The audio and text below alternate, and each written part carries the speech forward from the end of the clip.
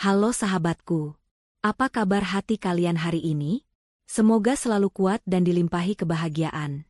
Ya, selamat datang kembali di rumah kita, channel Cerita Momo. Hari ini, Momo membawakan sebuah kisah yang jujur saja, sangat menguras air mata dan emosi. Pernahkah kalian membayangkan rasa sakit ketika ketulusan hati kita dibanding-bandingkan dengan kemewahan fisik orang lain? Kisah kita kali ini berjudul Berlian Kaca dan Istri yang Terbuang. Ini adalah cerita tentang Aini, seorang istri yang dianggap dekil oleh suaminya sendiri, namun justru dialah permata yang sesungguhnya. Siapkan tisu ya, karena endingnya akan membuat dada kalian sesak namun penuh makna.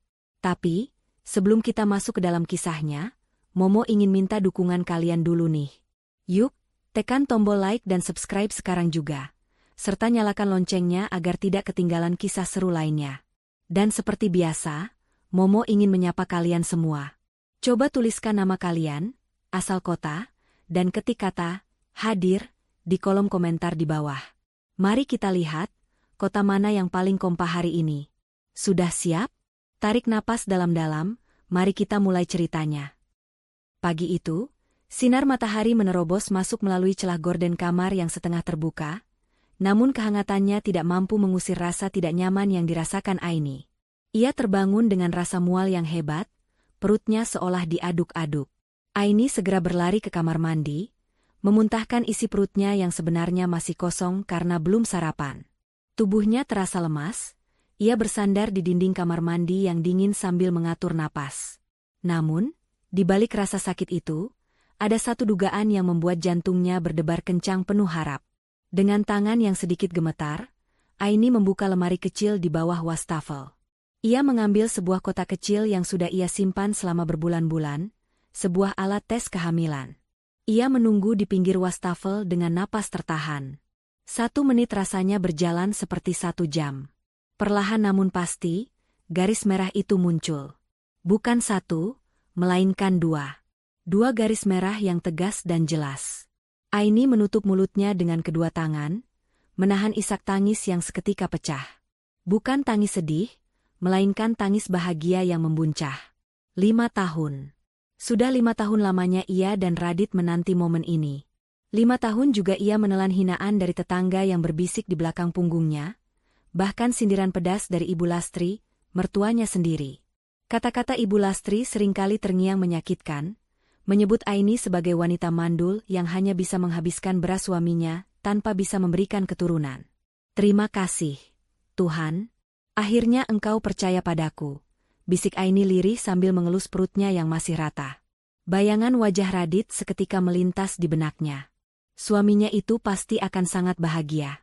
Radit yang belakangan ini sering pulang larut malam, sering marah tanpa alasan jelas, dan terlihat dingin padanya, pasti akan kembali hangat jika mengetahui kabar ini.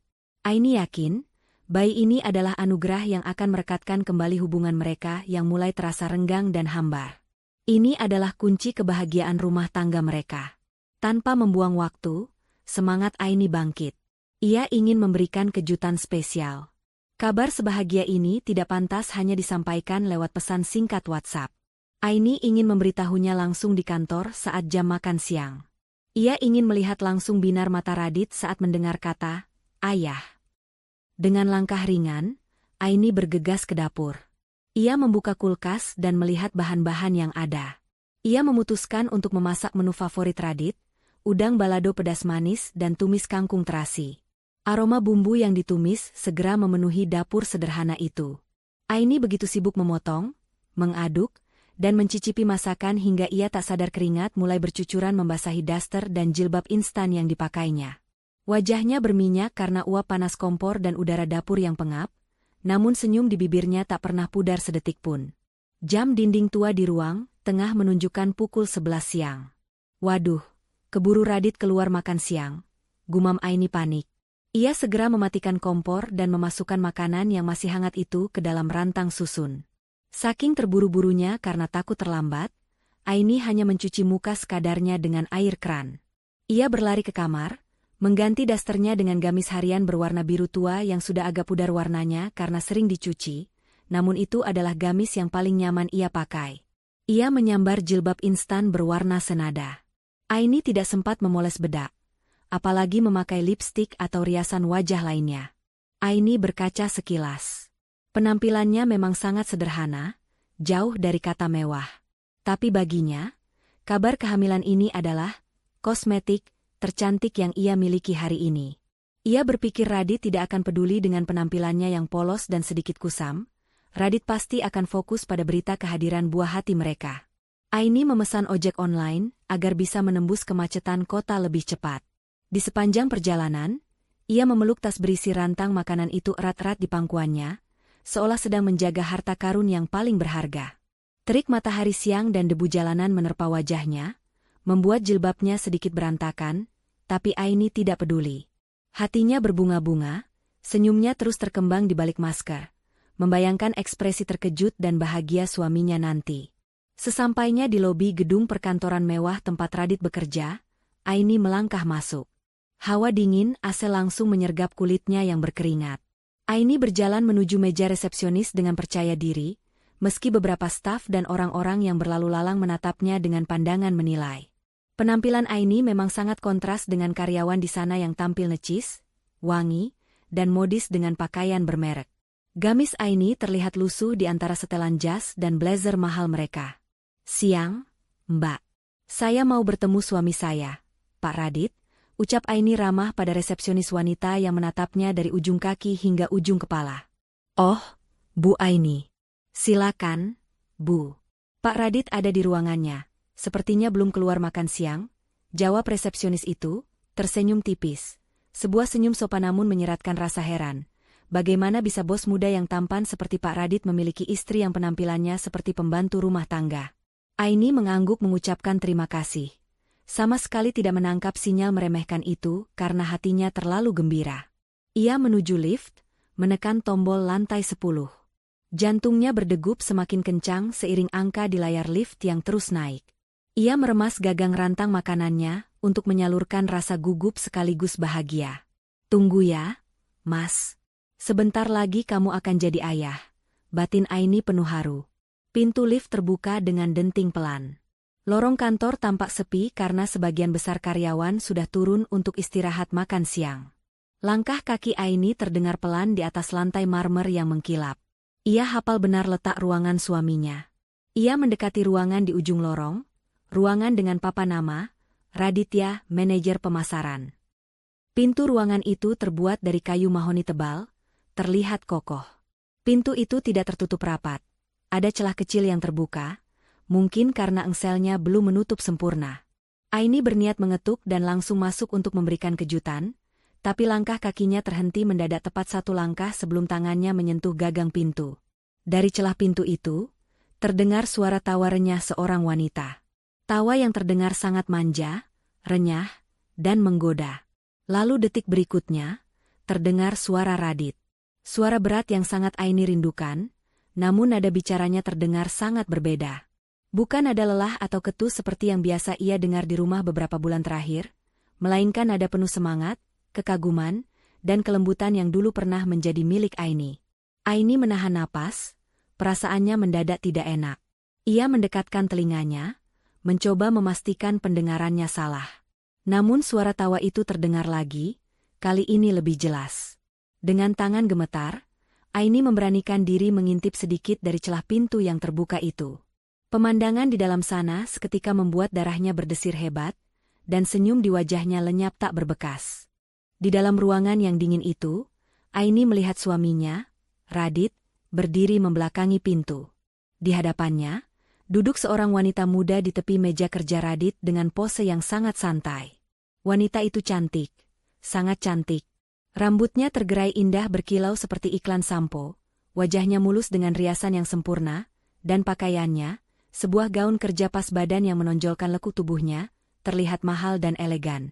Wangi parfum mewah wanita itu bahkan samar-samar tercium hingga ke celah pintu tempat Aini berdiri, bercampur dengan aroma pengharum ruangan kantor, menenggelamkan bau bumbu dapur yang menempel di baju Aini. Radit sedang memegang sebuah kotak beludru merah. Tangan suaminya itu mengambil seuntai kalung berlian yang berkilauan ditimpa cahaya lampu ruangan. Mata Aini terbelalak. Itu bukan kalung biasa. Kilauannya menyakitkan mata, dan Aini tahu harganya pasti sangat mahal. Aini teringat, sudah lama sekali Radit tidak pernah membelikannya hadiah. Bahkan sekadar jilbab baru seharga Rp50.000 pun Radit selalu beralasan sedang banyak pengeluaran dan harus berhemat.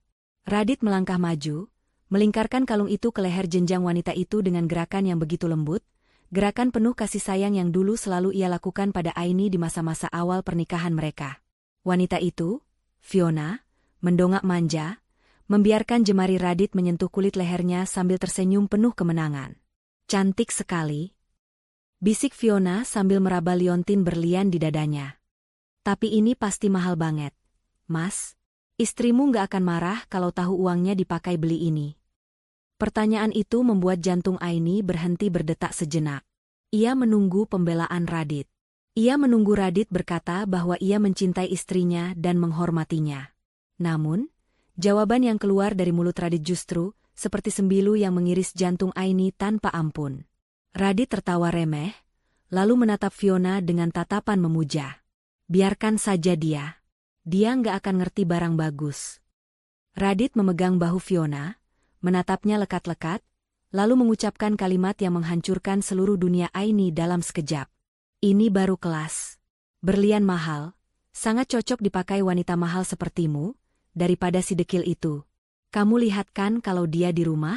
Pakai daster bolong, bau bawang, rambut acak-acakan. Beda sama kamu, Fiona. Kamu wangi, kamu berkelas. Kamu pantas dapat berlian ini. Duar. Rasanya seperti ada petir yang menyambar tepat di ulu hati Aini. Kakinya lemas ketika, nyaris membuatnya ambruk jika saja tangannya tidak berpegangan kuat pada bingkai pintu kayu mahoni itu. Rantang makanan di pelukannya terasa semakin berat, seberat kenyataan pahit yang baru saja menimpanya. Dekil. Kata itu berdengung menyakitkan di telinga Aini. Jadi selama ini, pengabdiannya dianggap kekumuhan? Aini bangun sebelum subuh untuk menyiapkan sarapan, membersihkan rumah, mencuci pakaian Radit dengan tangan agar kemeja kerjanya awet, dan memasak makanan favorit suaminya agar Radit betah di rumah. Semua keringat dan lelah itu, di mata Radit, hanyalah definisi dekil. Aini tidak berdandan bukan karena ia malas, tapi karena uang belanja yang diberikan Radit pas-pasan. Aini selalu mengalah, lebih memilih menggunakan uang itu untuk nutrisi dan vitamin Radit daripada membeli bedak atau baju baru untuk dirinya sendiri.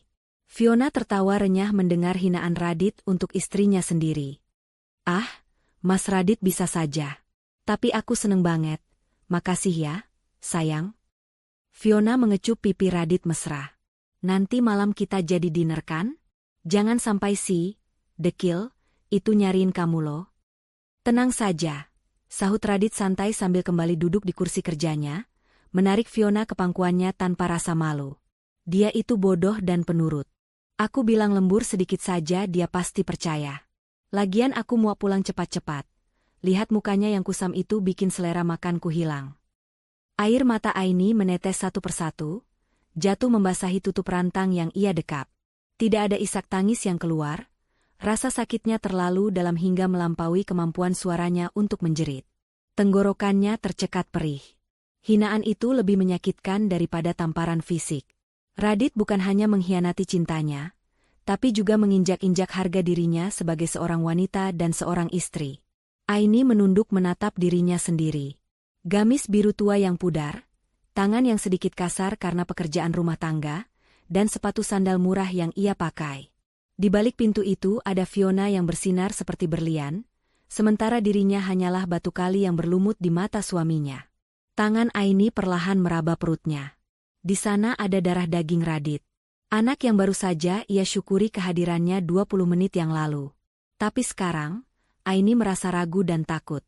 Apakah anak ini akan bahagia memiliki ayah yang malu pada ibunya?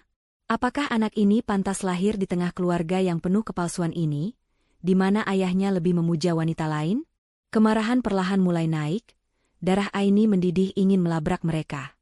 Namun logika Aini menahannya kuat-kuat. Jika ia masuk sekarang, berteriak-teriak sambil melempar rantang ini, apa yang akan ia dapatkan? Radit pasti akan membela Fiona. Radit akan semakin menghinanya, menyebutnya wanita gila, kampungan, dan tidak berkelas. Fiona akan menertawakannya, menikmati tontonan istri sah yang histeris dan kalah. Aini tidak mau memberikan kepuasan itu pada mereka. Ia tidak mau merendahkan dirinya lebih jauh lagi di hadapan mereka. Cukup, batin Aini tegas. Satu kata itu bergema di kepalanya. Cukup sudah pengabdiannya yang tidak dihargai. Cukup sudah ia menjadi budak di rumahnya sendiri, hanya untuk mendapatkan remah-remah cinta dari pria yang bahkan jijik melihat wajahnya. Radit menginginkan wanita mahal? Baik, Aini akan pergi. Ia akan membiarkan Radit bersama wanita mahalnya itu. Aini menyeka air matanya kasar dengan punggung tangan. Ia menarik napas panjang, mencoba menguatkan hati yang sudah remuk redam menjadi kepingan debu. Ia tidak akan masuk ke ruangan itu. Ia tidak akan memberitahu Radit tentang kehamilannya hari ini. Kabar bahagia ini terlalu suci untuk didengar oleh telinga pria yang baru saja memuji gundiknya setinggi langit sambil menginjak kepala istrinya ke dalam lumpur. Perlahan, Aini membalikkan badan. Ia melangkah menjauh dari pintu jahanam itu. Setiap langkah yang ia ambil menjauh dari ruangan Radit terasa sangat berat, namun di sisi lain, terasa membebaskan. Ia berjalan kembali menuju meja resepsionis dengan tatapan kosong namun langkah yang pasti. Staf resepsionis yang tadi menyapanya terlihat bingung melihat Aini, kembali begitu cepat dengan mata sembab yang merah. "Loh, Bu? Kok cepat sekali? Bapak tidak ada?" tanya resepsionis itu heran. Aini menggeleng pelan, suaranya parau namun tenang, berusaha menyembunyikan getar kesedihan. "Bapak ada tamu penting. Saya tidak mau mengganggu." Aini meletakkan rantang berisi udang balado dan tumis kangkung itu di atas meja resepsionis. Makanan yang ia masak dengan penuh cinta, yang uap panasnya telah membuat wajahnya berminyak dan dekil di mata suaminya. Makanan itu kini terasa seperti simbol kebodohannya selama ini. "Mbak, tolong titip ini buat Pak Radit ya. Kalau dia tanya, bilang saja dari pengirim paket atau jasa catering, tidak usah bilang dari saya," ucap Aini datar. "Baik, Bu," jawab resepsionis itu ragu, menatap Aini dengan iba. Aini tidak menoleh lagi. Ia berjalan keluar dari gedung mewah itu. Matahari siang semakin terik memanggang aspal Jakarta, tapi tubuh Aini terasa dingin. Sangat dingin hingga ke tulang sumsum. Ia meraba saku gamisnya, merasakan kertas hasil tes kehamilan di sana. "Kita pulang, Nak," bisiknya dalam hati, seolah berbicara pada janin yang belum bernyawa itu. "Kita pulang, kita kemasi barang-barang kita. Ibu tidak akan membiarkanmu tumbuh bersama laki-laki yang menyebut ibumu dekil." Di dalam taksi online yang membawanya pulang, Aini tidak menangis lagi. Air matanya sudah kering di lobi tadi. Kini yang tersisa hanyalah tatapan nanar menatap jalanan yang macet, dan sebuah keputusan besar yang sudah bulat di hatinya. Hatinya telah mati untuk Radit.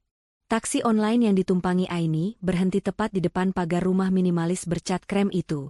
Rumah yang 5 tahun ini menjadi saksi bisu pengabdiannya. Dulu, saat pertama kali menginjakan kaki di sini, Aini merasa seperti wanita paling beruntung di dunia. Ia berjanji akan menjadikan rumah ini surga bagi suaminya. Namun hari ini, rumah itu terasa asing, dingin, dan menolak kehadirannya. Aini membayar ongkos taksi dan melangkah gontai masuk ke halaman. Ia membuka pintu depan dengan kunci cadangan yang selalu ia bawa. Suara, klik, dari kunci pintu terdengar begitu nyaring di tengah keheningan siang yang menyengat. Begitu pintu terbuka, aroma pengharum ruangan lavender menyapa hidungnya. Aroma yang sengaja ia pilih karena Radit bilang itu membuatnya rileks. Ironis, pikir Aini. Ia berusaha sekuat tenaga membuat Radit rileks di rumah, sementara Radit mencari ketenangan di pelukan wanita lain. Aini masuk dan menutup pintu perlahan. Ia tidak melepas sepatunya. Ia berjalan menyusuri ruang tamu yang bersih tanpa debu, melewati dapur tempat ia biasa menghabiskan berjam-jam waktunya, dan berhenti di depan pintu kamar utama. Dengan napas tertahan, Aini membuka lemari pakaian. Di sisi kanan, berjejer kemeja kerja Radit yang sudah disetrika licin dan wangi. Di sisi kiri, tumpukan gamis dan pakaian rumah Aini yang sederhana. Aini mengambil sebuah koper kecil berukuran kabin dari atas lemari. Koper itu berdebu, pertanda sudah lama sekali mereka tidak pergi berlibur bersama. Terakhir kali dipakai saat bulan madu 5 tahun lalu, saat janji manis Radit masih terdengar indah. Aini mulai memasukkan pakaiannya. Satu persatu gamis, jilbab, dan pakaian dalam ia lipat dengan rapi. Tidak ada amarah yang meledak-ledak saat ia melakukan itu, hanya rasa perih yang menjalar pelan namun mematikan. Matanya tertuju pada sebuah kotak perhiasan kecil di sudut laci. Isinya hanya cincin kawin emas polos dan sepasang anting imitasi. Aini mengambil cincin kawin itu dari jarinya. Cincin yang sudah mulai longgar karena tubuh Aini yang semakin kurus memikirkan rumah tangga. Ia menatap lekat cincin itu. Dulu Radit memakaikannya dengan mata berkaca-kaca, berjanji sehidup semati. Kini, janji itu telah ia tukar dengan berlian di leher Fiona. Aini meletakkan cincin itu di atas meja rias, tepat di samping botol parfum Radit yang mahal. Ia tidak akan membawa apapun yang mengingatkannya pada ikatan palsu ini. Setelah koper itu terisi penuh dengan barang-barangnya yang tidak seberapa, barang-barang, dekil, menurut Radit, Aini menutup resletingnya. Bunyi zip itu terdengar seperti penutup bab kehidupan Aini di rumah ini. Ia tidak membawa satupun barang pemberian Radit, jika memang ada.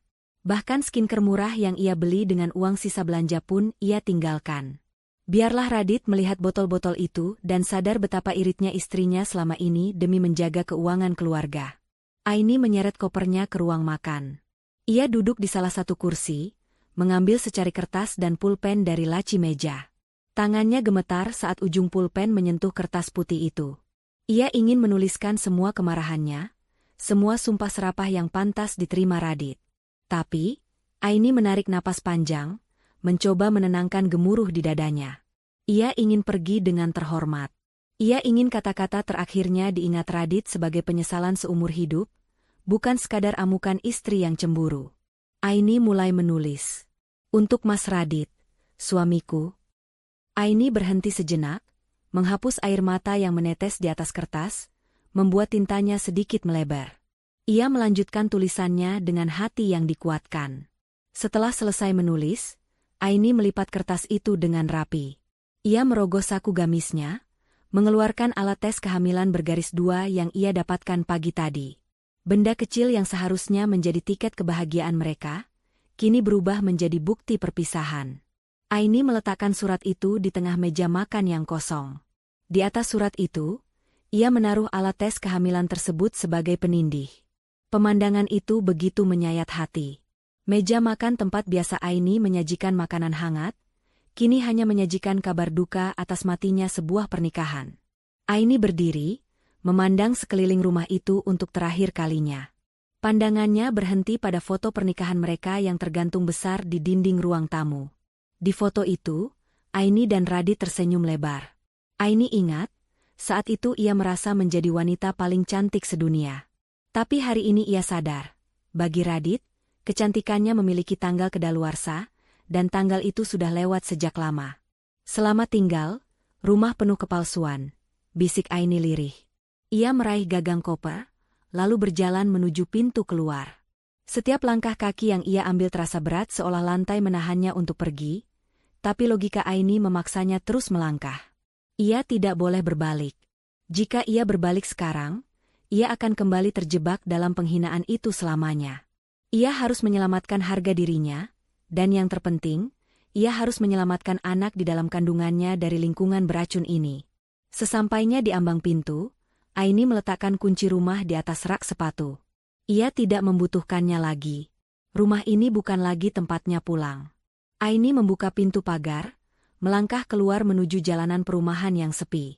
Matahari sore mulai condong ke barat, menciptakan bayangan panjang dari tubuh Aini yang berjalan sendirian menyeret koper. Tidak ada tetangga yang melihatnya pergi.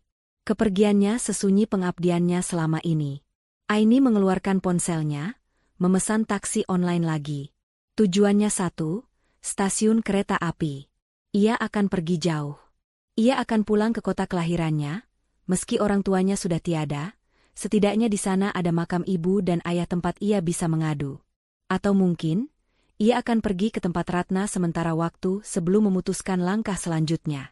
Yang jelas, ia harus pergi sejauh mungkin dari jangkauan Radit sebelum malam tiba. Saat mobil jemputan datang dan Aini masuk ke dalamnya, ia tidak menoleh lagi ke belakang. Ia membiarkan rumah itu semakin mengecil di kaca spion, dan akhirnya menghilang di tikungan jalan. Di dalam mobil, Aini mengelus perutnya lembut. Kita hanya berdua sekarang. Nak, ibu janji, ibu akan jadi ibu sekaligus ayah yang hebat buat kamu. Kita tidak butuh berlian untuk bersinar. Kita akan bersinar dengan cara kita sendiri. 20 menit berlalu sejak Aini meninggalkan rumah itu. Rumah itu kembali kosong, gelap, dan sunyi. Hanya ada surat dan 2 garis merah di atas meja makan yang menunggu tuannya pulang. Menunggu untuk menghancurkan hati Radit sehancur-hancurnya, tepat saat pria itu merasa sedang berada di puncak dunia bersama wanita pujaannya. Bom waktu itu sudah terpasang, dan hitungan mundurnya telah dimulai. Malam itu, jarum jam di dashboard mobil Radit sudah menunjukkan pukul 10 lewat. Namun, wajah pria itu tampak cerah, jauh dari kata lelah. Senandung kecil keluar dari bibirnya mengikuti irama lagu jazz yang mengalun pelan dari radio mobil. Hatinya sedang berbunga-bunga. Makan malam romantis bersama Fiona tadi benar-benar memuaskan egonya. Pujian Fiona tentang betapa gagah dan dermawannya dia saat membelikan kalung berlian itu masih terngiang manis di telinga. Radit memarkirkan mobilnya di garasi. Ia melirik ke arah jendela depan rumah. Keningnya berkerut heran. Tidak biasanya rumah gelap gulita seperti ini.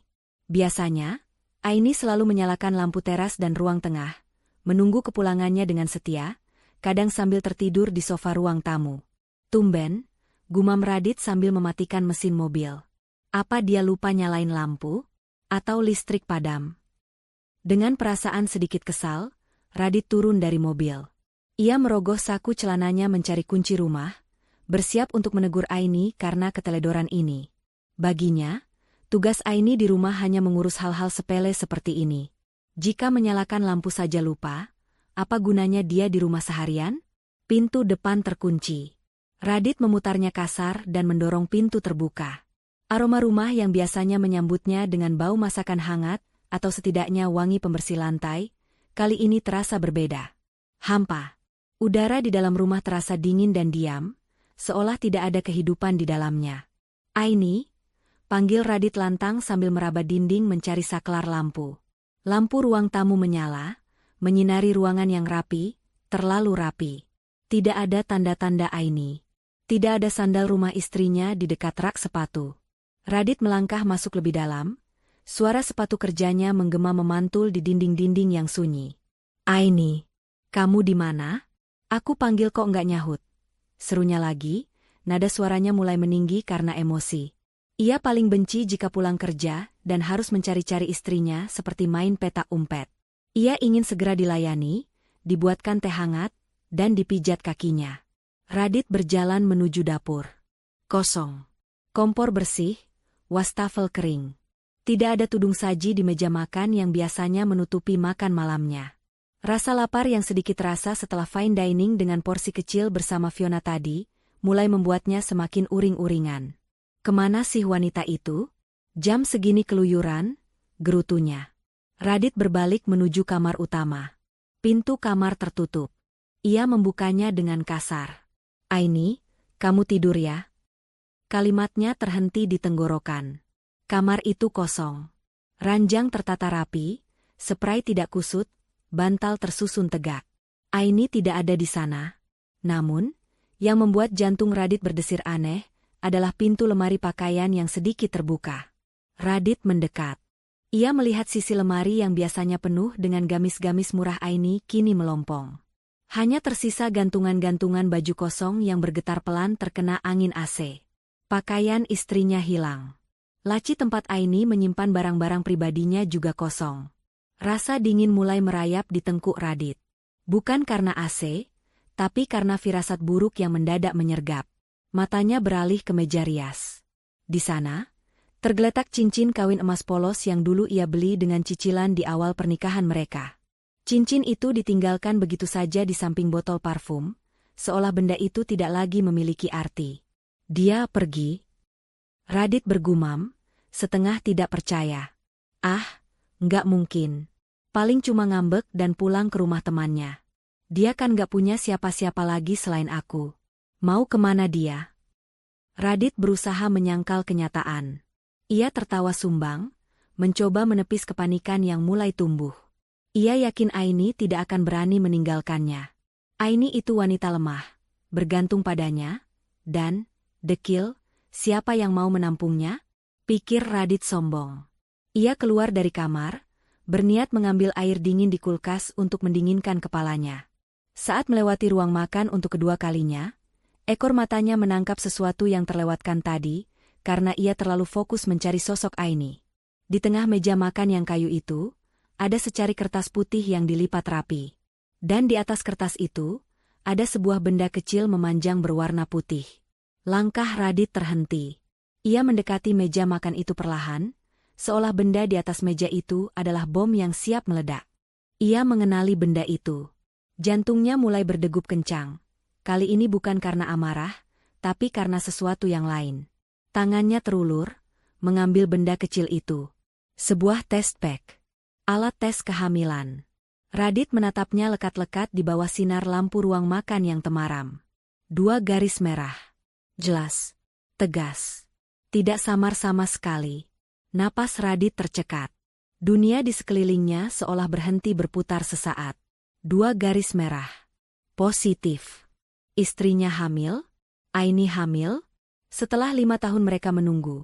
Setelah ratusan kali Ibu Lastri menyindir Aini mandul. Setelah Radit sendiri mulai putus asa dan mencari pelarian. Aini hamil? Tangannya gemetar hebat memegang benda plastik kecil itu. Ada gelombang kebahagiaan yang hendak menyeruak, insting seorang calon ayah yang mendadak bangun. Tapi, gelombang itu seketika dihantam oleh ombak besar realita saat matanya beralih ke kertas putih yang menjadi alas benda itu tadi. Kertas itu bertuliskan, "Untuk Mas Radit, suamiku." Radit meletakkan test pack itu kembali ke meja dengan hati-hati, seolah takut merusaknya. Dengan tangan yang semakin gemetar dan keringat dingin yang mulai membasahi pelipisnya, ia mengambil surat itu. Ia tahu tulisan tangan Aini. Tulisan yang rapi, kecil-kecil, dan bersahaja. Keheningan rumah itu semakin mencekam. Tidak ada suara tawa Fiona, tidak ada musik jazz, tidak ada arogansi yang tadi ia bawa pulang. Yang ada hanya Radit. Seorang suami yang baru saja menemukan kabar gembira sekaligus kabar buruk dalam satu tarikan napas. Perlahan, Radit membuka lipatan kertas itu. Suara kertas yang dibuka terdengar sangat nyaring di telinganya yang berdengung. Ia mulai membaca kata pertama, dan saat itu juga, ia merasakan dadanya sesak, seolah oksigen di ruangan itu tersedot habis keluar. Malam itu, di ruang makan yang sunyi, Radit akan membaca vonis atas perbuatannya sendiri. Tangan Radit yang biasanya kokoh saat memegang kendali setir mobil atau menandatangani dokumen penting, kini gemetar hebat. Kertas putih di tangannya terasa berat, seolah memuat beban ribuan ton penyesalan. Di bawah sorot lampu ruang makan yang senyap, Radit mulai membaca baris demi baris tulisan tangan istrinya. Tulisan yang rapi, namun di beberapa bagian tintanya agak melebar, jejak air mata yang jatuh saat Aini menulisnya. Mas Radit, suamiku. Saat kamu membaca surat ini, aku mungkin sudah jauh. Kamu tidak perlu mencariku, karena aku pergi bukan untuk ditemukan, melainkan untuk menyelamatkan sisa harga diriku yang kamu injak-injak hari ini. Napas Radit tercekat. Matanya membelalak membaca kalimat pembuka itu. Jantungnya berpacu liar. Hari ini, batinnya bertanya. Tadi siang, sekitar pukul 12, aku datang ke kantormu, Mas. Aku membawa rantang berisi udang balado dan tumis kangkung kesukaanmu. Aku rela berdesak-desakan naik ojek di tengah panas terik matahari, mengabaikan rasa mual yang hebat karena kehamilanku, hanya demi melihat senyummu.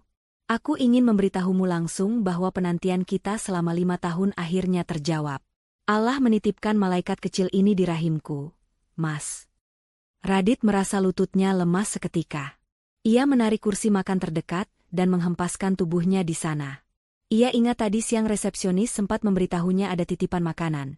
Tapi Radit yang sedang asyik bercanda dengan Fiona menyuruh resepsionis itu membagikannya ke satpam atau membuangnya, karena ia pikir itu hanya kiriman catering promo yang mengganggu. Ternyata, itu dari Aini? Istrinya datang? Radit melanjutkan membaca dengan mata yang mulai memanas. Aku sudah sampai di depan pintu ruanganmu, Mas. Pintunya sedikit terbuka.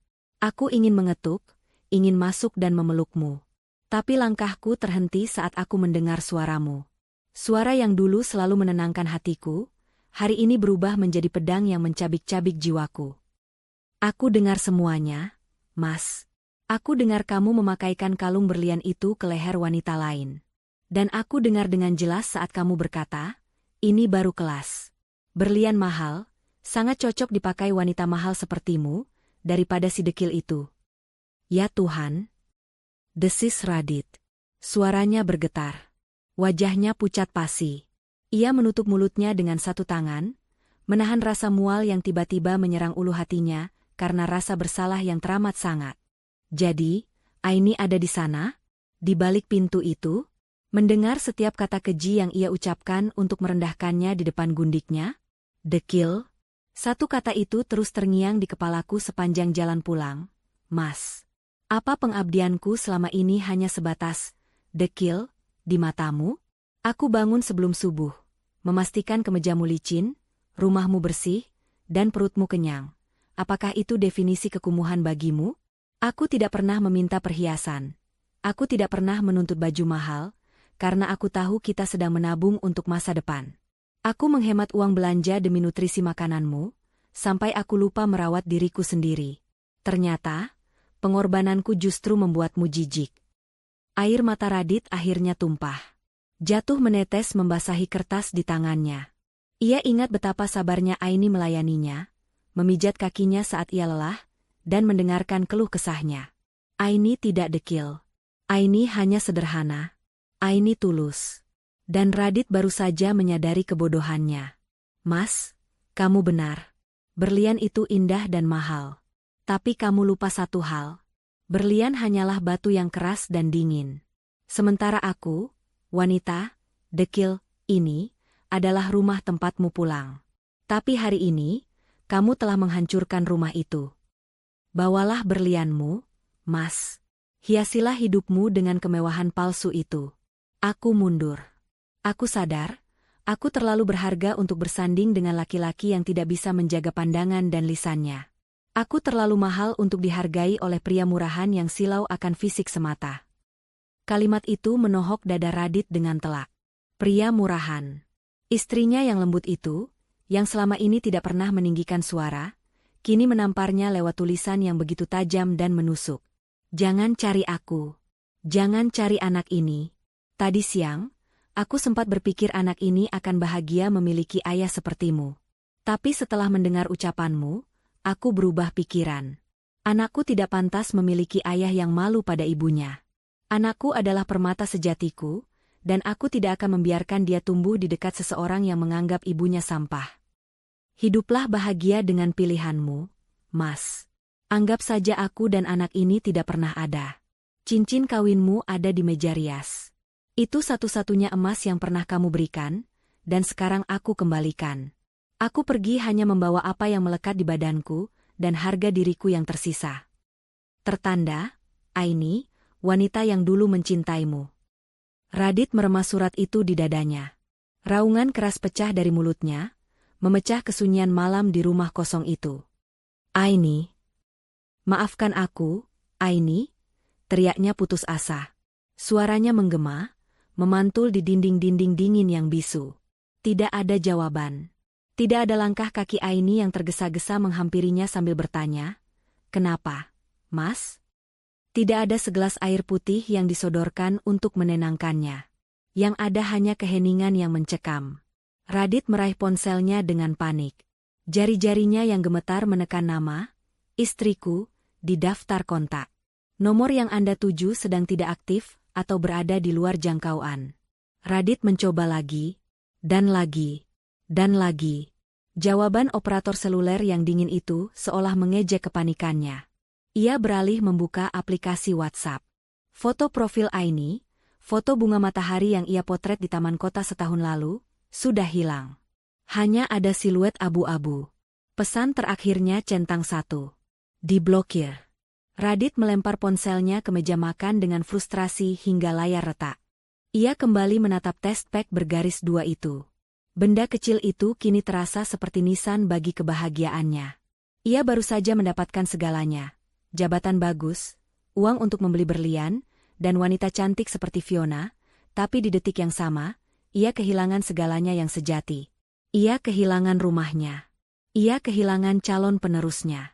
Bayangan wajah Aini yang tersenyum tulus, tatapan matanya yang teduh, dan kelembutannya saat menyambutnya pulang kerja, kini berputar-putar di kepalanya seperti film dokumenter yang menyakitkan. Bandingkan dengan Fiona yang tadi saat makan malam hanya sibuk selfie dengan kalung barunya, dan mengeluh tentang pelayanan restoran yang lambat. Bodoh. Kamu bodoh, Radit. Makinya pada diri sendiri sambil memukul kepalanya. Rasa sesal itu datang bagai air bah, menggulung egonya hingga tak bersisa. Ia sadar, ia telah membuang mutiara di dasar laut demi memungut pecahan kaca di pinggir jalan yang melukainya. Tapi semua sudah terlambat. Malam ini, Radit sendirian. Ditemani rasa bersalah yang akan menjadi hantu paling menyeramkan dalam hidupnya mulai detik ini. Rumah mewah itu kini terasa seperti neraka yang sunyi. Pagi itu, Radit terbangun dengan leher yang kaku dan kepala yang berdenyut nyeri. Ia tidak tidur di kamar tidur yang nyaman, melainkan tertidur dalam posisi duduk di meja makan dengan kepala terkulai di atas lipatan tangan. Matanya menyipit saat cahaya matahari pagi yang terik menembus jendela kaca, menyinari kekacauan di meja makan. Ponsel dengan layar retak, test pack bergaris 2, dan surat Aini yang kertasnya mulai keriting karena bekas air mata. Kesadaran menghantamnya seketika. Itu bukan mimpi buruk. Aini benar-benar pergi. Radit melirik jam dinding. Pukul 9 pagi. Ia seharusnya memimpin rapat pemasaran hari ini, tapi ia tidak peduli. Ponselnya yang retak bergetar di meja. Ada puluhan panggilan tak terjawab dari kantor dan dari Fiona. Nama, Fiona My Love, yang berkedip di layar kini terasa seperti ejekan. Radit mengabaikannya. Ia menyambar kunci mobil dan berlari keluar rumah tanpa mandi, masih mengenakan kemeja kerja kemarin yang kusut dan bau keringat. Tujuannya satu, menemukan Aini. Radit memacu mobilnya membelah kemacetan Jakarta dengan ugal-ugalan. Tempat pertama yang terlintas di benaknya adalah rumah masa kecil Aini di pinggiran kota. Meskipun kedua orang tua Aini sudah meninggal 2 tahun lalu, rumah sederhana itu masih ada dan sesekali Aini bersihkan. 1 jam kemudian, mobil mewah Radit berhenti di depan sebuah rumah tua bergaya tahun 90-an dengan ket pagar yang mulai mengelupas. Lingkungan itu padat penduduk, kontras dengan perumahan elit tempat Radit tinggal. Beberapa tetangga yang sedang menyapu halaman menatap mobil Radit dengan heran. Radit turun, berlari menuju pagar. Diguncangnya pagar besi itu dengan keras. Aini, buka pintunya. Mas tahu kamu di dalam, teriaknya. Hening. Tidak ada jawaban. Hanya suara burung gereja yang bertengger di kabel listrik. Radit mengintip dari celah pagar. Halaman rumah itu penuh daun kering, terasnya berdebu tebal. Jelas sekali tidak ada orang yang datang ke sana dalam beberapa hari terakhir. Cari siapa, Mas? Tanya seorang ibu tetangga sebelah yang mendekat pagar pembatas. Istri saya, Bu. Aini. Apa dia ada pulang ke sini? Tanya Radit penuh harap, napasnya memburu. Ibu itu menggeleng. Neng Aini? Wah, sudah sebulan lebih nggak kelihatan. Mas, rumah ini kosong terus. Bahu Radit merosot. Harapannya pupus.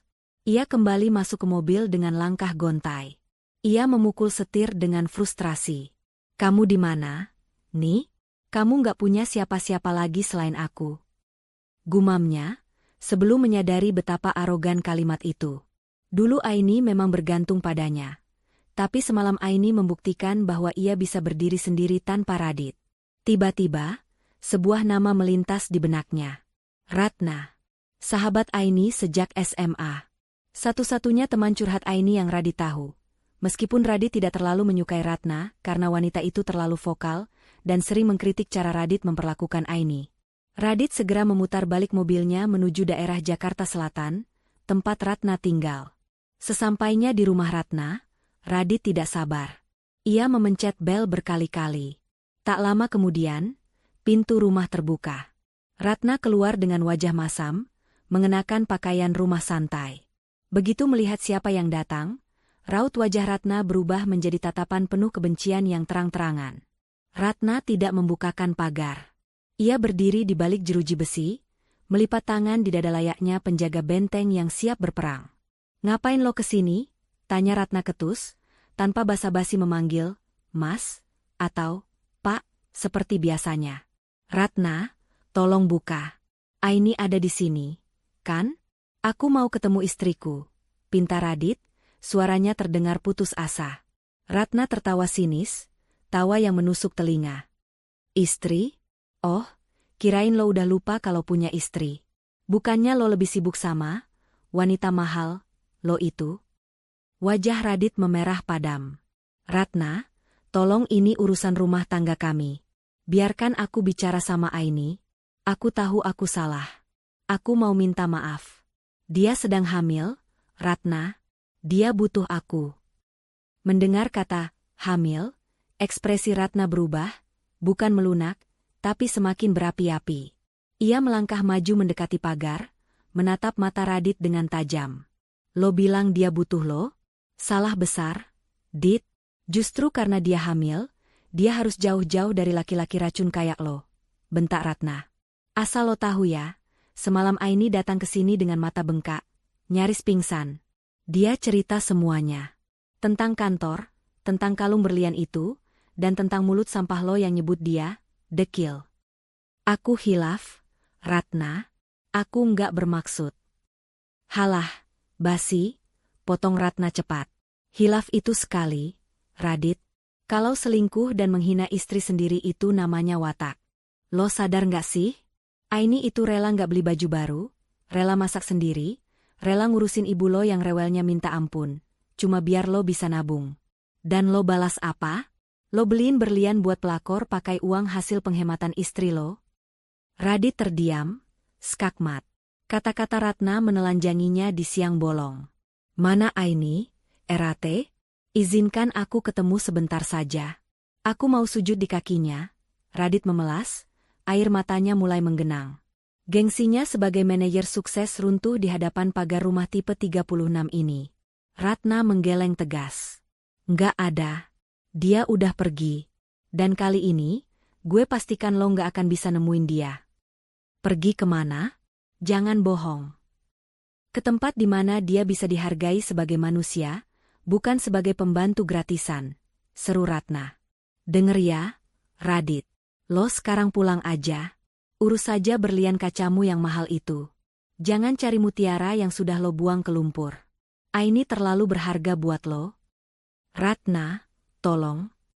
Pergi, usir Ratna keras. Atau gue teriak maling sekarang juga biar warga sini ngegebukin lo. Radit tahu Ratna tidak main-main. Sahabat istrinya itu terkenal nekat. Dengan hati hancur, Radit mundur perlahan. Ia menatap jendela rumah Ratna, berharap melihat bayangan Aini mengintip dari balik tirai, tapi tirai itu tertutup rapat. Radit kembali ke mobilnya dengan perasaan yang jauh lebih hancur daripada saat ia datang. Dunianya benar-benar runtuh. Pintu akses ke Aini sudah tertutup rapat. Saat ia menyalakan mesin mobil, ponselnya berdering lagi.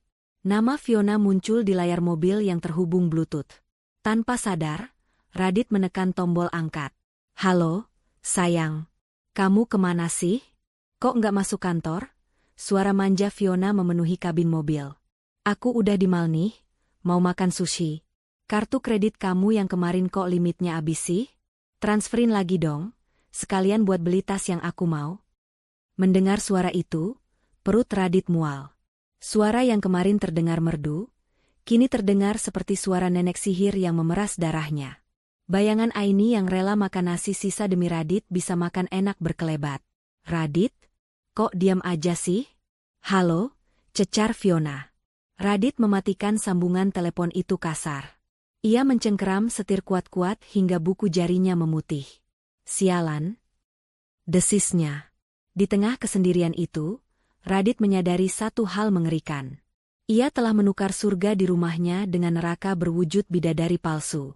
Dan sekarang, neraka itu mulai menagih bayarannya. Aini benar-benar menghilang, meninggalkannya sendirian menghadapi kekacauan yang ia ciptakan sendiri.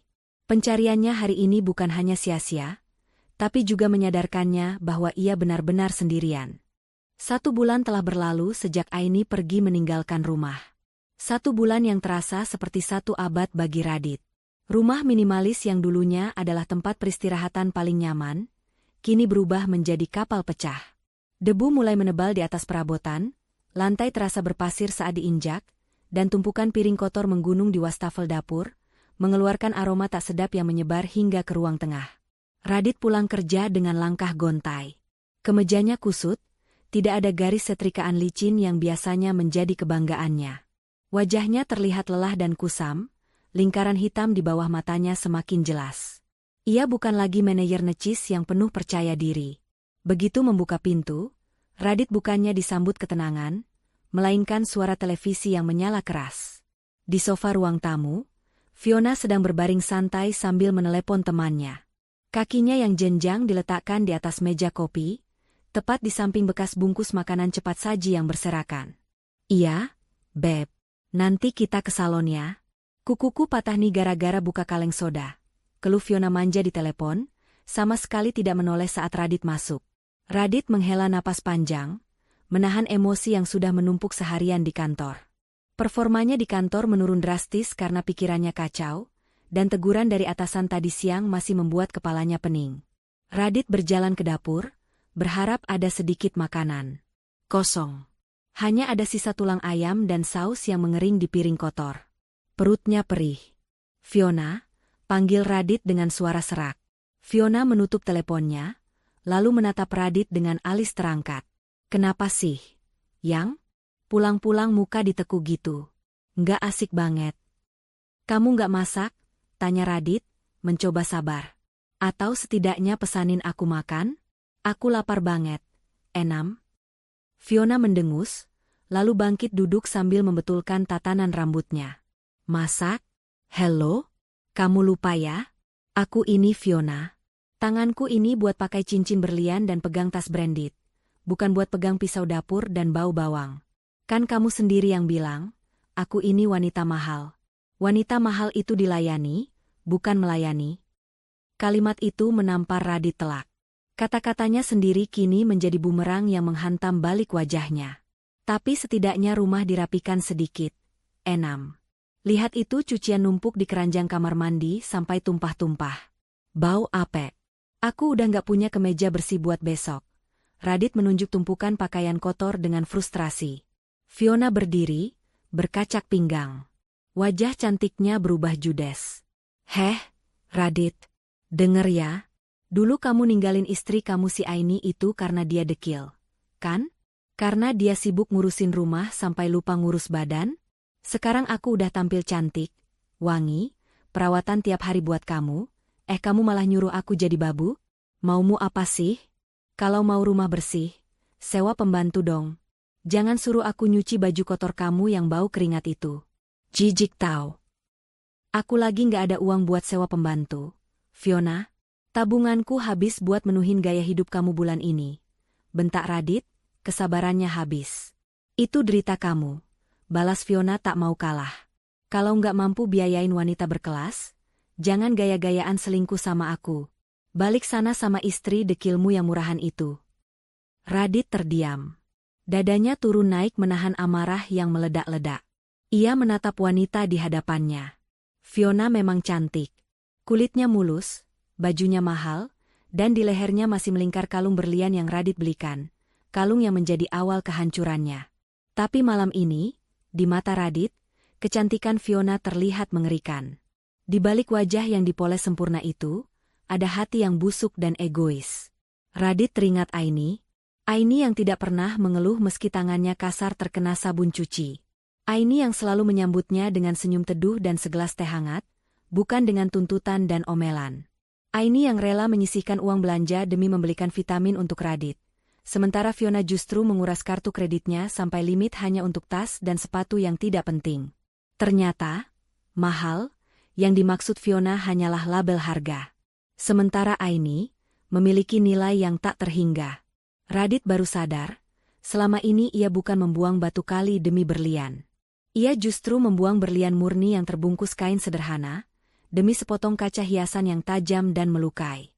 "Kenapa diam? Nyesel?" cibir Fiona melihat Radit yang mematung. "Denger ya, Dit, kalau bulan depan kamu nggak bisa beliin aku gelang yang aku mau, atau kalau kamu terus-terusan ngajak hidup susah kayak gini, mending kita putus aja. Aku masih laku keras, banyak cowok tajir yang antre mau sama aku." Fiona menyambar tas tangannya, lalu melenggang pergi menuju kamar tidur, membanting pintu dengan keras hingga figura foto di dinding bergoyang. Radit terduduk lemas di sofa yang penuh remah makanan itu. Ia memijat pelipisnya yang berdenyut hebat. Matanya menatap nanar ke sekeliling ruangan yang kacau. Rumah ini terasa seperti neraka. Ia mengambil kemeja kerjanya yang tergantung di balik pintu, kemeja yang sudah dipakai 2 hari berturut-turut, karena ia kehabisan pakaian bersih. Ia mencium kerahnya. Bau apek. Bau keringat. Dekil. Bisik Radit lirih, menertawakan dirinya sendiri. Kini, dialah yang dekil. Tanpa Aini yang mengurusnya, Radit kehilangan sinarnya. Ternyata selama ini, penampilan rapi, wangi, dan sukses yang ia banggakan di kantor bukanlah hasil kerjanya sendiri. Itu semua adalah mahakarya Aini. Ainilah yang memolesnya, merawatnya, dan menjaganya agar selalu terlihat mahal di mata orang lain. Dan dengan bodohnya, Radit menyebut sang seniman itu dekil. Perutnya berbunyi nyaring, perih meminta diisi. Radit bangkit dengan sisa tenaga, menuju dapur. Ia membuka lemari makanan instan. Habis. Hanya ada 1 bungkus mie instan yang remuk di pojokan. Radit merebus air dengan panci yang masih berminyak bekas masakan Fiona entah kapan. Saat menunggu air mendidih, air mata Radit menetes lagi. Ia merindukan sop ayam buatan Aini. Ia merindukan pijatan tangan Aini di bahunya. Ia merindukan suara lembut Aini mengaji di sepertiga malam. Semua itu hilang, digantikan oleh mie instan remuk dan wanita cantik yang hanya peduli pada uangnya.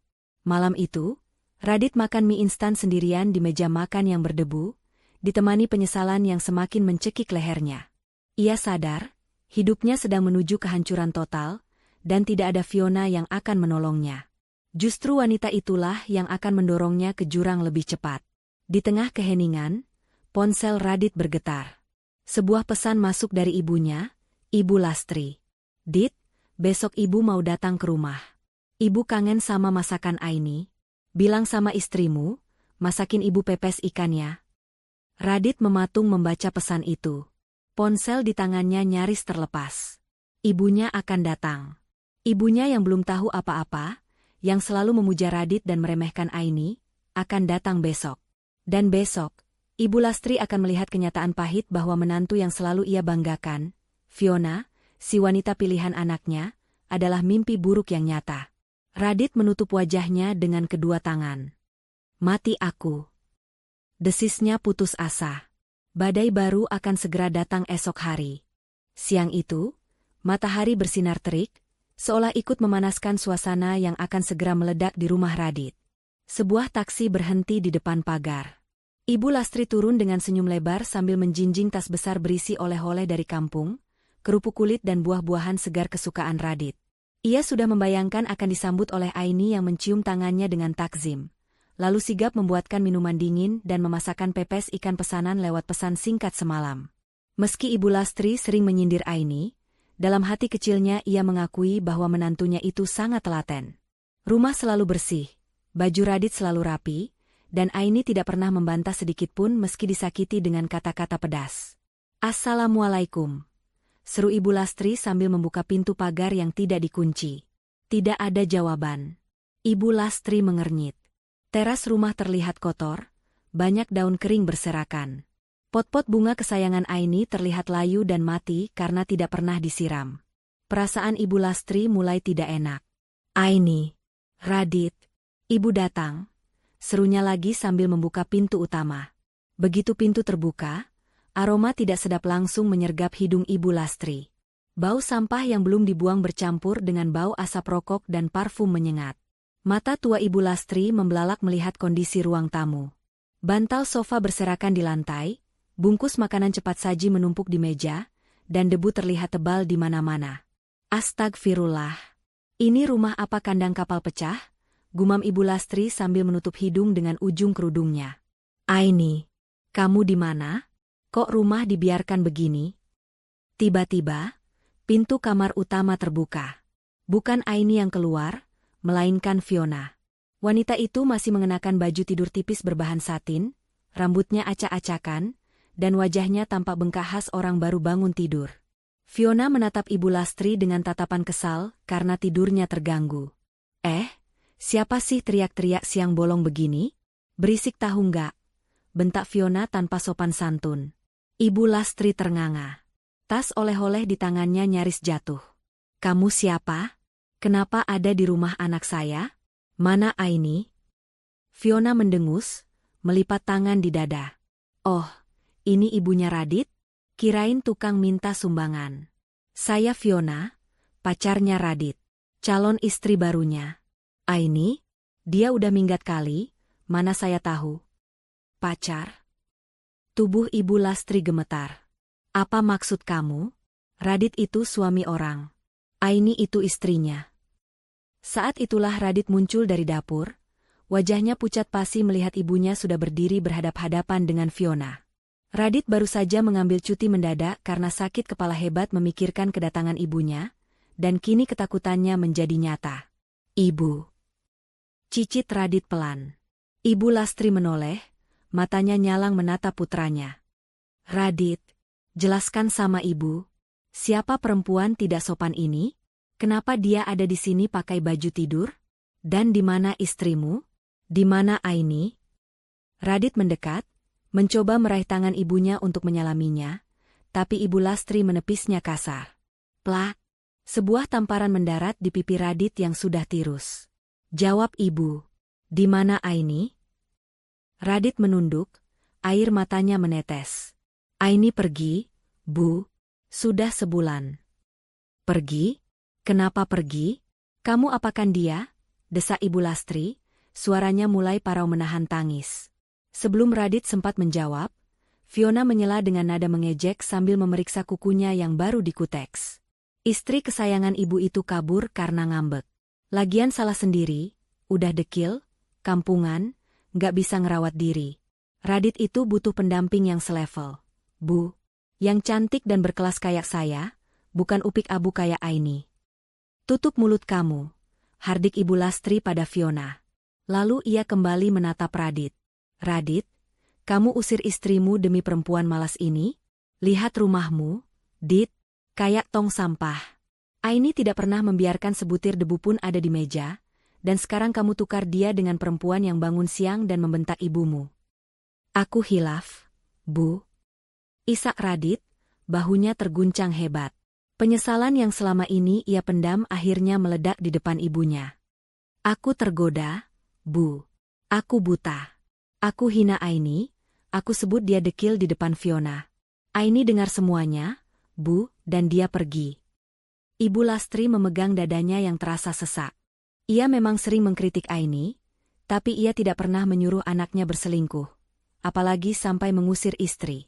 Ya Allah, Gusti, bodoh kamu, Radit, bodoh.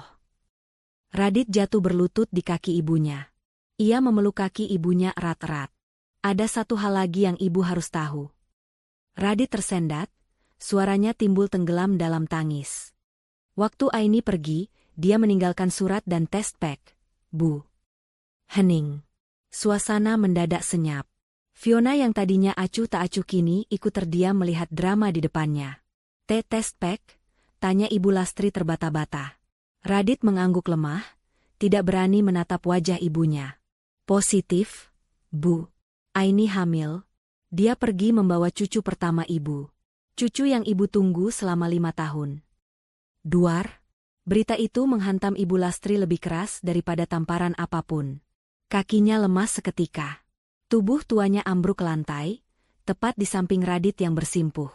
Tas oleh-olehnya terjatuh, isinya berhamburan keluar. Jeruk dan apel menggelinding menyedihkan di lantai yang kotor. Hamil? Bisik Ibu Lastri dengan tatapan kosong. Air mata mengalir deras membasahi pipinya yang keriput. Menantuku hamil? Dan kamu biarkan dia pergi? Kamu biarkan cucuku pergi membawa sakit hati. Maafin Radit, Bu. Kurang ajar kamu, Radit? Teriak Ibu Lastri histeris, memukuli bahu anaknya bertubi-tubi dengan tenaga yang tersisa. Kamu buang berlian demi batu kali.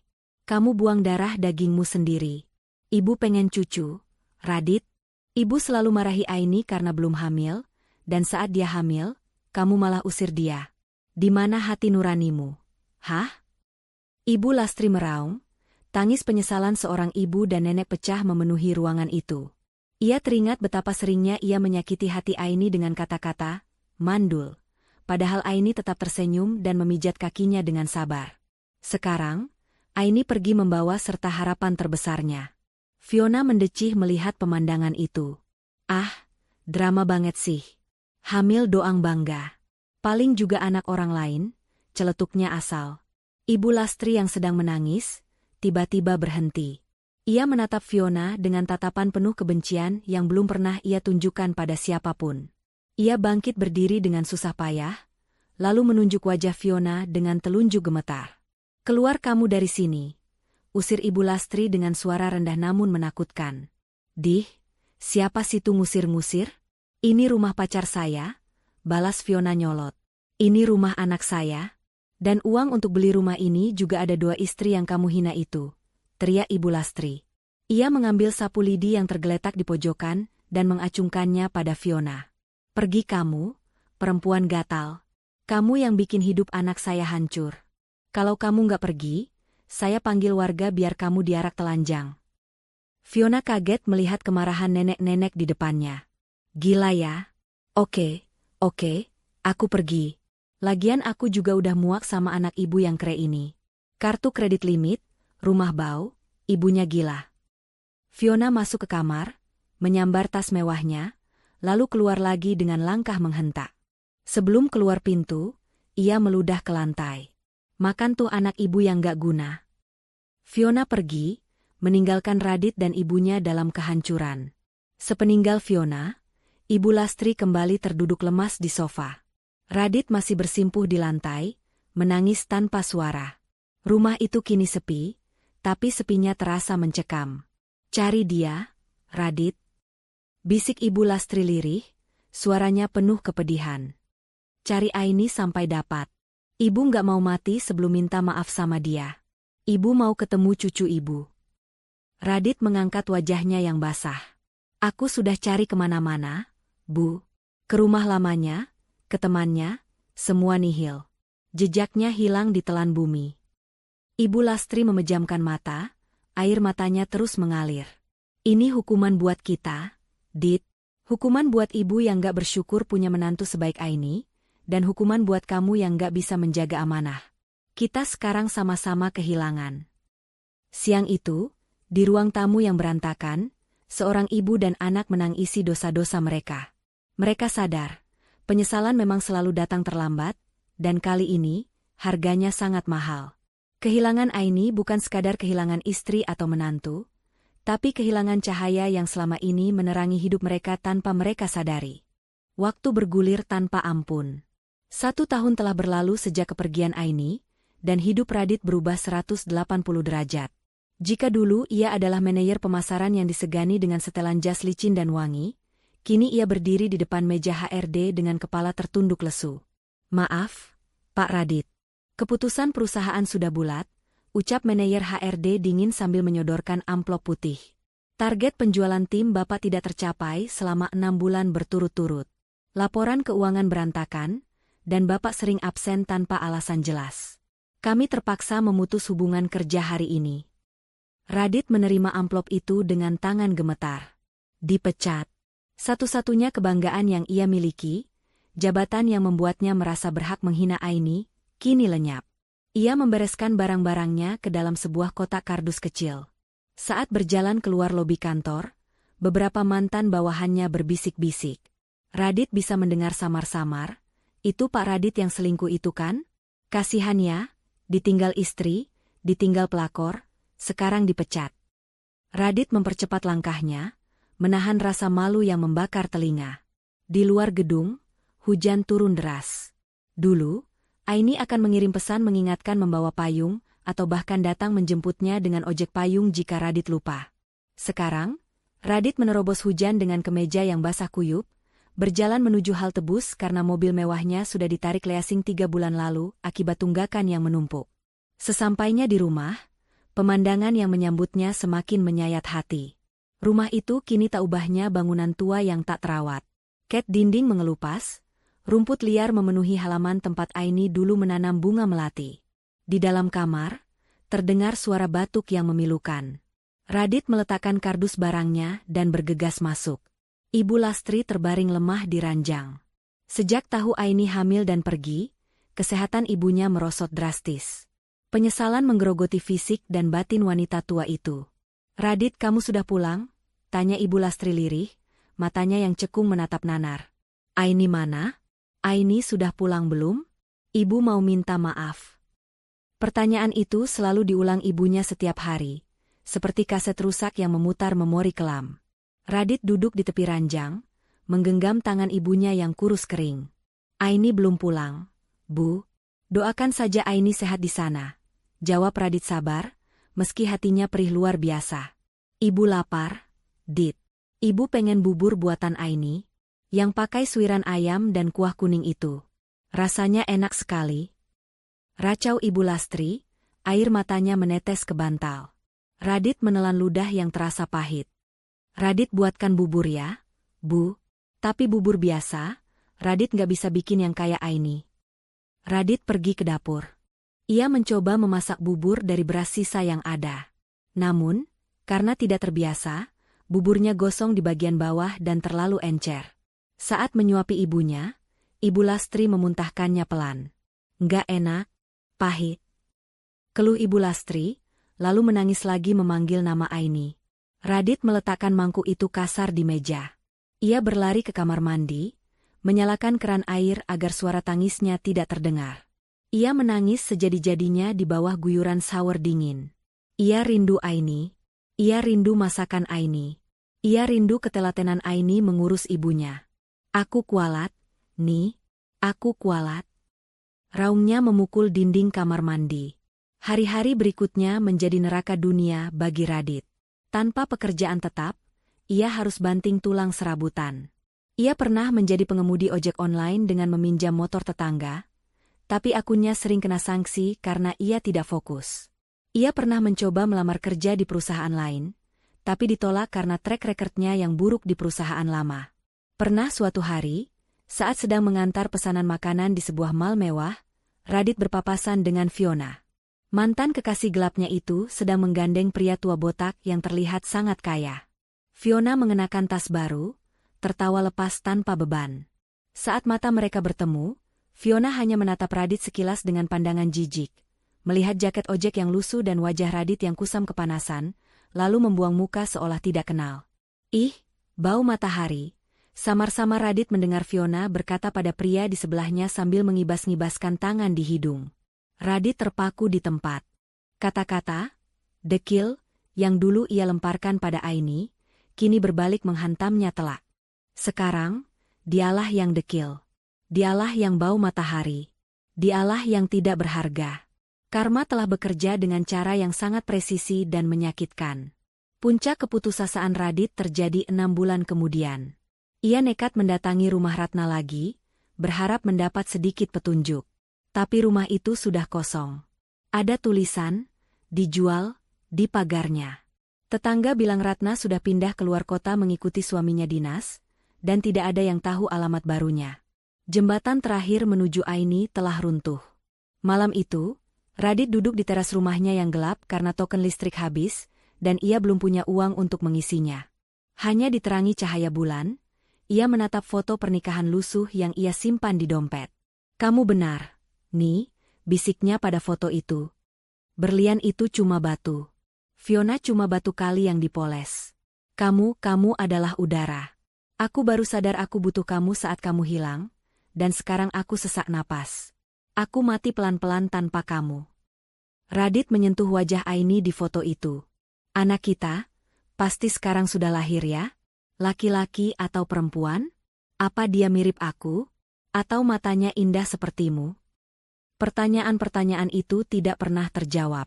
Waktu terus berjalan tanpa ampun, menggilas Radit dalam roda penyesalan yang tak berujung. 1 tahun berubah menjadi 2 tahun. 2 tahun menjadi 3 tahun. Radit menjalani hidup seperti robot. Bangun, kerja serabutan apa saja asal halal. Mulai dari kuli panggul di pasar hingga tukang cuci piring di warung tenda. Pulang, merawat ibunya, lalu tidur ditemani mimpi buruk. Ia menabung sedikit demi sedikit, bukan untuk membeli barang mewah, tapi dengan harapan suatu hari nanti jika Aini kembali, ia bisa membelikan susu untuk anaknya. Penampilannya berubah drastis. Radit terlihat jauh lebih tua dari usianya. Kulitnya menghitam terbakar matahari, tangannya kasar penuh kapalan, dan rambutnya mulai memutih di beberapa bagian karena stres. Tidak ada lagi sisa-sisa kegagahan masa lalu. Namun, di balik kehancuran fisiknya, hati Radit perlahan berubah. Kesombongannya luntur habis. Ia menjadi pria yang pendiam, rajin beribadah, dan selalu menunduk malu.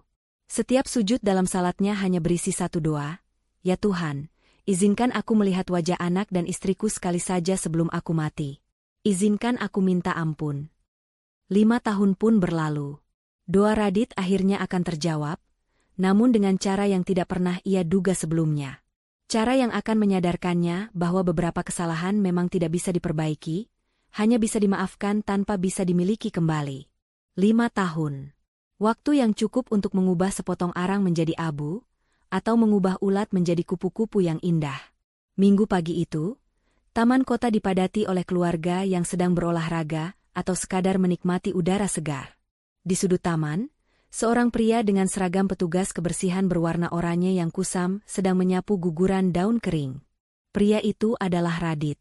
Wajahnya yang dulu licin kini dihiasi kerutan dan kulit yang terbakar matahari. Punggungnya mulai membungkuk, menanggung beban penyesalan yang tak kunjung usai. Radit berhenti sejenak, menyeka keringat di dahinya dengan lengan baju yang dekil. Matanya menatap kosong ke arah area bermain anak. Ia sering membayangkan, andai ia tidak bodoh, mungkin sekarang ia sedang ada di sana, mendorong ayunan untuk anaknya sendiri, bukan menyapu sampah bekas makanan orang lain. Tiba-tiba, sebuah mobil SUV mewah berwarna putih mutiara berhenti di area drop-off taman. Pintu mobil terbuka. Seorang wanita turun dengan anggun. Jantung Radit seolah berhenti berdetak. Sapu lidi di tangannya terjatuh ke tanah menimbulkan suara, prak, yang lirih. Itu Aini. Tapi itu bukan Aini yang dekil, seperti dalam ingatannya 5 tahun lalu. Wanita di hadapannya ini bersinar. Aini mengenakan gamis modern berwarna pastel yang membalut tubuhnya dengan elegan, jilbabnya tertata rapi, dan wajah itu bersih, cerah, dan memancarkan ketenangan luar biasa. Tidak ada lagi kantung mata lelah atau kulit kusam. Ia terlihat seperti wanita kelas atas, wanita mahal yang sesungguhnya, bukan karena perhiasan yang ia pakai, tapi karena aura kebahagiaan yang memancar darinya. Hati-hati turunnya, sayang. Suara Aini terdengar lembut, terbawa angin hingga ke telinga Radit yang berdiri mematung di balik pohon besar, berjarak 10 meter dari mereka. Dari pintu tengah mobil, melompat turun seorang anak laki-laki berusia sekitar 4 atau 5 tahun. Anak itu tampan, berkulit putih bersih, dengan mata bulat yang sangat mirip dengan mata Radit. Anak itu tertawa riang, mengenakan pakaian setelan yang modis dan sepatu sneakers bermerek. "Ibu, ayo kita ke perosotan," seru anak itu antusias. Kaki Radit gemetar hebat. Itu anaknya. Itu darah dagingnya yang dulu ia sia-siakan saat masih berupa janin. Radit merasakan dorongan hebat untuk berlari, memeluk kaki Aini, dan mendekap anak itu. Ia ingin berteriak, "Ini ayah, nak, ayah di sini." Radit baru saja akan melangkahkan kakinya keluar dari persembunyian, ketika pintu pengemudi terbuka. Seorang pria keluar. Pria itu tinggi, tegap, berwajah ramah dengan kacamata yang menambah kesan wibawa. Itu Dr. Evan. Dr. Evan menghampiri Aini, lalu dengan natural merangkul pinggang Aini lembut. Aini menoleh pada pria itu dan tersenyum. Senyum manis penuh cinta yang dulu hanya milik Radit, namun telah Radit hapus dengan air mata. Anak laki-laki itu berlari memutar, lalu merentangkan tangannya ke arah Dr. Evan. "Ayah Evan. Gendong. Gendong sampai perosotan," rengek bocah kecil itu manja. Dr. Evan tertawa renyah, lalu dengan sigap mengangkat tubuh mungil itu tinggi-tinggi ke udara. "Siap, jagoan ayah." Pesawat meluncur. "Hore! Ayah hebat!" sorak anak itu kegirangan. Duar, hati Radit hancur berkeping-keping menjadi debu. Kata, "Ayah," yang keluar dari mulut anak kandungnya itu ditujukan pada pria lain. Pria yang tahu cara menghargai Aini. Pria yang memungut permata yang dibuang Radit, lalu menggosoknya hingga bersinar kembali. Radit menarik kembali langkah kakinya. Ia melihat tangannya sendiri yang kasar, kotor memegang sapu, dan bajunya yang bau keringat. Ia menunduk menatap seragam oranyenya. Ini baru kelas. Berlian mahal, sangat cocok dipakai wanita mahal sepertimu, daripada si dekil itu. Kata-katanya 5 tahun lalu kembali menamparnya. Sekarang, lihat siapa yang dekil, lihat siapa yang tidak berkelas. Radit sadar, ia tidak pantas mendekat. Kehadirannya yang kotor hanya akan menodai kebahagiaan suci keluarga kecil itu. Dari kejauhan, Radit melihat Aini tertawa bahagia melihat anaknya bermain dengan Dr. Evan. Tawa itu lepas, tanpa beban. Aini telah menemukan rumahnya yang sejati.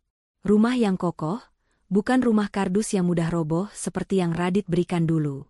Air mata Radit mengalir deras, membasahi pipinya yang kusam. Ia meremas dada kirinya yang terasa nyeri luar biasa. "Maafkan aku, Aini," bisiknya lirih, suaranya hilang ditelan angin. "Maafkan ayah, nak. Ayah tidak pantas untuk kalian." Aini tiba-tiba berhenti tertawa. Ia seperti merasakan sesuatu. Ia menoleh ke arah pohon besar tempat Radit bersembunyi. Radit panik dan segera menyembunyikan tubuhnya sepenuhnya di balik batang pohon. Napasnya memburu. "Kenapa, Bu?" tanya Dr. Evan lembut. Aini terdiam sejenak, lalu menggeleng sambil tersenyum tipis. "Tidak apa-apa, Mas. Sepertinya aku hanya teringat masa lalu sebentar. Tapi itu sudah lewat. Ayo kita susul Rafa." Aini menggandeng lengan Dr. Evan dan berjalan menjauh, meninggalkan masa lalunya di belakang tanpa menoleh lagi. Radit merosot duduk di tanah, memeluk lututnya sendiri. Di tengah keramaian taman kota yang penuh tawa, Radit menangis sendirian dalam kesunyian yang abadi. Ia telah kehilangan segalanya. Hartanya, jabatannya, istrinya, dan anaknya. Kini ia mengerti, hukuman terberat bagi seorang pengkhianat bukanlah kemiskinan, melainkan melihat orang yang dulu disia-siakannya, kini hidup sangat bahagia di tangan orang lain, sementara ia hanya bisa menjadi penonton dari kejauhan. Radit mengambil kembali sapu lidinya. Dengan langkah gontai, ia kembali menyapu sampah, membawa serta sampah penyesalan di hatinya sampai mati. Tama. Pesan moral. Jangan pernah menilai pasanganmu hanya dari penampilan fisik atau materi semata. Karena, berlian, sesungguhnya adalah ketulusan hati dan kesetiaan yang menemani saat susah. Bersyukurlah atas apa yang kamu miliki hari ini, karena penyesalan yang datang di akhir tidak akan pernah bisa mengembalikan waktu yang telah kamu hancurkan.